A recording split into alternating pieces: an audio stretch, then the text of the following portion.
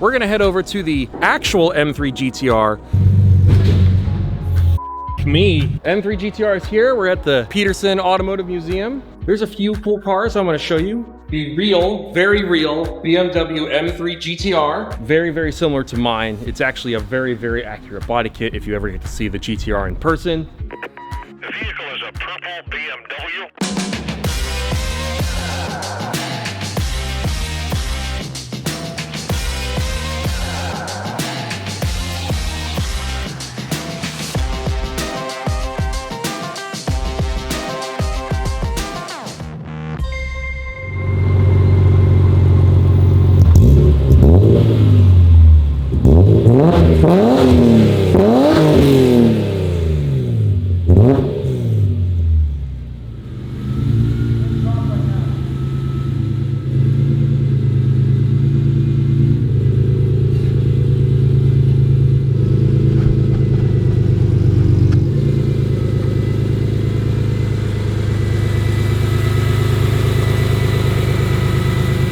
Hey all, Tom here. Welcome back to another video, channel, vlog, episode. It's been a long day. We just got back from 2M Auto Works. They finished helping out with the wheel well so that we can fully lock the wheels and just make sure there's full range of motion, no rubbing, no anything like that. Car's running good. We drove it, I think, 300 miles today, which you guys won't have seen any of because this video, we're gonna head over to the Peterson Automotive Museum to see the actual M3 GTR that this car is based off of. So I'm sure you guys are familiar with the M3 GTR with the very square fenders. You got the front bumper. This is the PTG bumper. I know a lot of people know the V1 bumper that has the sections like kind of down here where my foot's at, which 2M is working on. And the hood vents and the side exhaust and the wing. You'll see the side exhaust here, wing there. And we're gonna go and see the actual car this is based on and just see if we can tell by the naked eye if there's any differences, or just be like, ah, this is one-to-one, it's pretty cool. And I'm super excited. It's still there, it's in the vault section of the museum. I confirmed that they're open over weekends, and we're gonna take a look. And we're also gonna keep touring around Cali. So, welcome to another Cali vlog.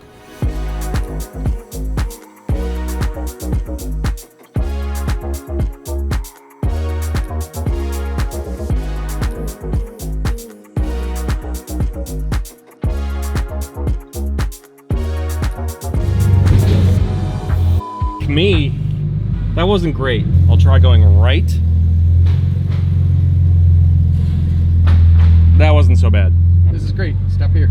Ah! In case you guys are wondering, my dad's here with me. I think I've mentioned that before. Oh, I thought all my voices were going to be edited out. Are you kidding? You are part of this adventure, man. Oh. All right, we are here at the Automotive Museum. We didn't set off any car alarms. All right.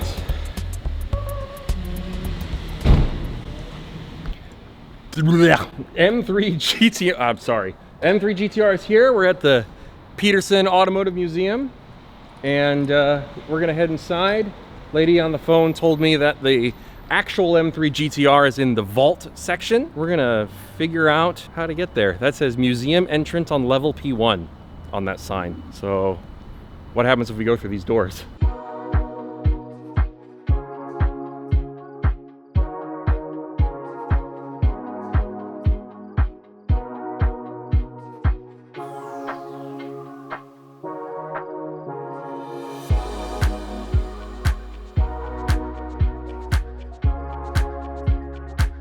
All right, ladies and gentlemen, we are here at the Peterson Automotive Museum. We are in the 50 years of BMW M3 Ultimate Racing Machine. There's a few cool cars I want to show you before leading up to the M3 GTR. All right, so we have a really, really nice E30 M3 race car here. Obviously totally gutted. This is a DTM car. It's got the dog box. It kind of, for the most part, looks like a street car when you're looking at the dash and the steering wheel and the gauges and stuff, which I think is really cool. It's sitting super nice low to the ground. We've got this E36 M3 GT.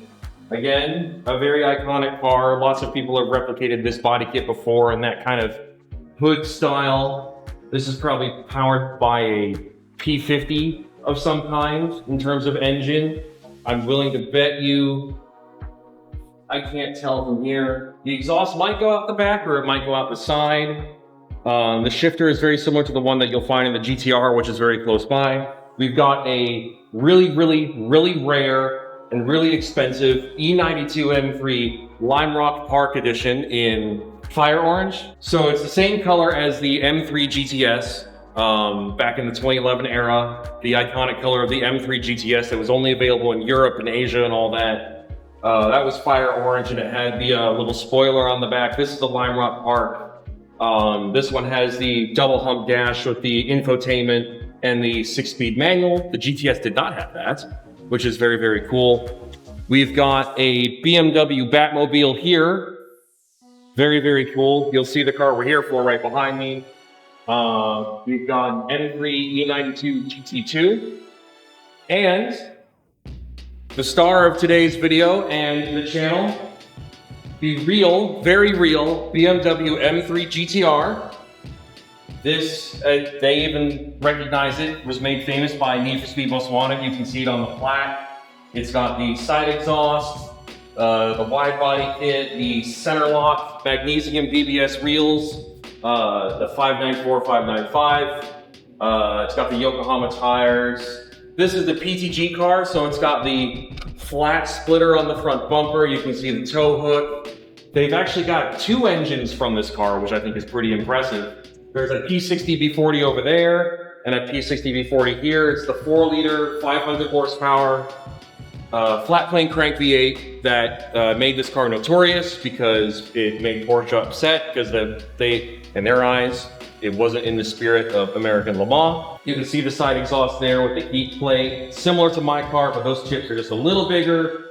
It's all in canal, and obviously it mates to a V8 instead of a straight 6 like the road cars. What's really cool is that this one has the gutted interior, the welded roll cage system. You can see the shifter for the dog box in there. On the roof, it has the carbon roof with the NACA duct going into there. And if you look closely at things, you might think everything on here is carbon fiber. But if you look at the vents on the hood, you'll see that the hood underneath is carbon fiber, but the actual vents are plastic. And it just has a wire mesh underneath it. And the actual hood pins aren't super crazy high tech or anything like that. It's just regular old school hood pins to keep it latched. They kept the chrome kidney grills. You can see, if you get close, you can see where engine air goes into the engine there through those little trumpets there. And if we look at the engines here, those trumpets go in through those kidney grills. They're right into these circle pieces here to connect to the engine, which is super duper cool. I didn't know they had 2 of these engines, but this is the M3 GTR race car. You can see the quick fuel cap hole there. They have one on both sides, depending on which side pit lane is on for the tracks. This car is a lot lighter than my car. I think it's probably like 2,600, 2,700 pounds. I can't remember off the top of my head. Got the Lexan windows and all of the weight savings. Really cool. It's got the PFC brakes that you can see on there, the carbon metallics, because they sponsored all of the race cars. It's really cool to see in person. What's really quite funny is, you see these cars in video games and the sense of scale is a little lost because you're playing video games from the early 2000s. So cars back then were a lot smaller. This is not a very big car. So when you see it in person, you go, oh, it's low down and kind of small. I do think it's kind of cool that this piece here is exposed carbon fiber.